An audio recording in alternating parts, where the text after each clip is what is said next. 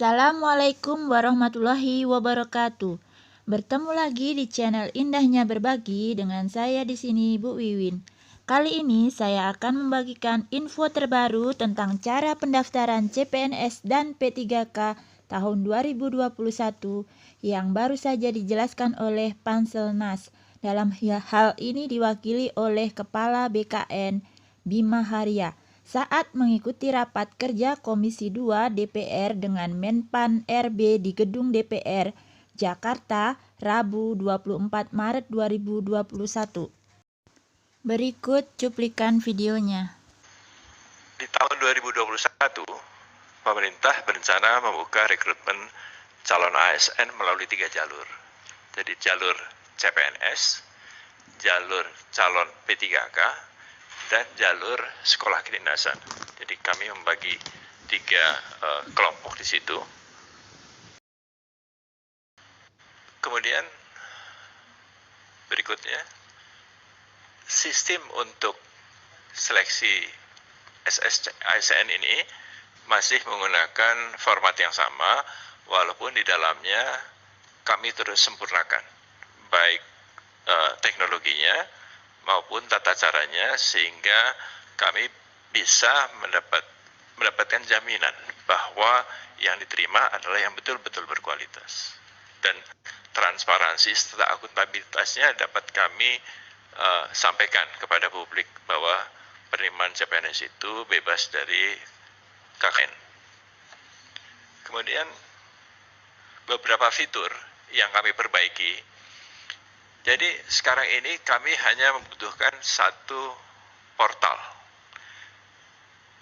untuk memudahkan peserta melihat formasi-formasi yang ada di CPNS ataupun P3K. Jadi mereka bisa memilih di sana, misalnya saya seorang sarjana teknik, apakah ada formasi sarjana teknik yang terbuka dan di mana? Sebelumnya satu-satu, Pak.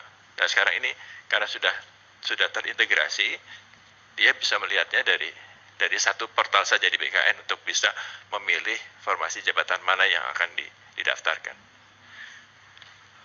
Yang lain-lain transparansinya tetap kami buka. Sejak tahun lalu pengumuman tidak lagi kami buka monitornya di tempat tes karena ada masalah protokol kesehatan. Sebagai gantinya, kami membuka pengumuman itu melalui YouTube. Jadi itu bisa dilihat di seluruh dunia dan bisa direkam. Jadi ini lebih meningkatkan transparansi dari proses pengumuman hasil ujian SKD dan SKB. Berikutnya, ini tadi sudah kita lewati saja. Nah, kemudian untuk integrasi data, kami bekerja sama dengan Kementerian Dukcapil untuk mendapatkan akses data nomor induk kepegawaian. Karena yang mendaftar harus memiliki NIK. Dan untuk bisa mengkonfirmasi kebenaran NIK itu, kami menggunakan data Dukcapil. Jadi kami tidak menciptakan sendiri. Nah, yang baru adalah untuk ijazah. Ijazah ini biasanya mereka mengupload scanning dari sertifikat ijazahnya. Sekarang tidak lagi. Sekarang ini kami memiliki akses ke Dirjen Dikti untuk mengakses database ijazah. Jadi kalau itu ada di dalam database, itu berarti benar adanya. Jadi tidak perlu mengupload lagi. Nah, untuk tenaga kesehatan, ini kami juga sudah mendapatkan akses untuk bisa mengakses surat tanda registrasi dokter, perawat, bidan, dan lain-lain. Jadi tidak perlu mengupload lagi. Kalaupun daerahnya masih meminta untuk bahan yang diupload, tidak perlu dilihat di sana, tapi cukup untuk dengan mengakses database di Kementerian Kesehatan untuk memverifikasi apakah dokumen itu benar atau tidak. Jadi ini akan sangat memudahkan bagi teman-teman yang akan menseleksi secara administrasi, dan juga akan memudahkan bagi peserta untuk tidak terlalu banyak mengupload dokumen. Berikutnya, untuk pendaftaran, Biasanya kami membuka pendaftaran itu pada sekitar bulan September, Oktober, atau Agustus, September, dalam keadaan normal. Tapi untuk tahun ini kami berharap pada bulan April sudah bisa dimulai pendaftaran, terutama untuk sekolah kedinasan. Karena apa? Karena kami tidak ingin itu disatukan agar protokol kesehatan bisa terjaga. Karena kalau terlalu banyak, ini agak sulit untuk menjaga protokol kesehatannya. Untuk PPK, bekerjasama dengan Kementerian Pendidikan dan Kebudayaan, kami berharap Mei dan Juni ini sudah bisa dimulai tahapan pelaksanaannya. Nah, khusus untuk PPPK guru ini, tesnya tidak mungkin dilakukan oleh BKN sendiri, karena jumlahnya sangat besar. Formasinya 1 juta orang, walaupun yang masuk baru 500.000, tapi jumlah ini adalah rekor Indonesia, Pak. Biasanya kami hanya menerima untuk ASN itu 150.000, 200.000. Tahun ini formasinya yang sudah masuk saja sudah 700.000. Jadi ini jumlah yang sangat besar sehingga tidak mungkin kami lakukan sendiri. Kami bekerja sama khusus untuk PPPK guru ini dengan Kemendikbud dan menggunakan fasilitas UNBK, ujian nasional berbasis komputer yang ada di semua sekolah. Karena guru-guru itu ada di sekolah-sekolah, jadi akan lebih mudah kalau mereka langsung tes di sekolah yang bersangkutan. Nah itu nanti kami akan bekerja sama dengan Kemdikbud untuk bisa melaksanakan itu secara cepat, karena jumlahnya besar sekali. Yang lainnya masih akan menggunakan sistem yang sama. Berikutnya,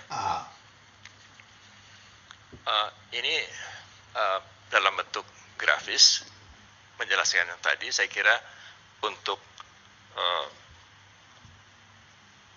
prosedur atau flow-nya yang dilakukan menggunakan dua sistem CAT BKN dan UNBK.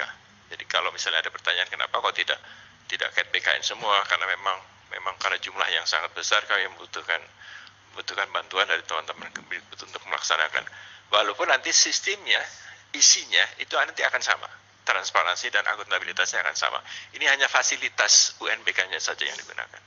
Berikutnya, peserta tes yang ada di luar negeri itu bisa ikut tes karena mereka mobilitasnya terbatas karena pandemi.